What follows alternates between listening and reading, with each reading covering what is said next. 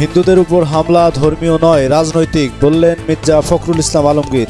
ওখান থেকে আমরা শুরু করেছেন নতুন এক চক্র, যখন মানুষের সামনে দাঁড়াতে পারে না, এখন আমাদের হিন্দু ভাইদেরকে ঢাল হিসেবে আগে বাড়ায় দিতে চায়। সালমান এফ রহমান ও আনিসুল হক গ্রেপ্তার। পলকের মৌখিক নির্দেশে ইন্টারনেট বন্ধ করা হয়েছিল আইসিটি মন্ত্রণালয়। শেখ হাসিনার বিরুদ্ধে হত্যা মামলা নেওয়ার নির্দেশ আদালতের। দেশের বর্তমান পরিস্থিতিতে বহির্বিশ্বের কোনো চাপ নেই, বললেন সেনাপ্রধান। পলক ও তার স্ত্রীর ব্যাংক হিসাব ফ্রিজ করল বিএফআইইউ। সীমান্তে বিজিবি আর পিঠ দেখাবে না, বললেন স্বরাষ্ট্র উপদেষ্টা।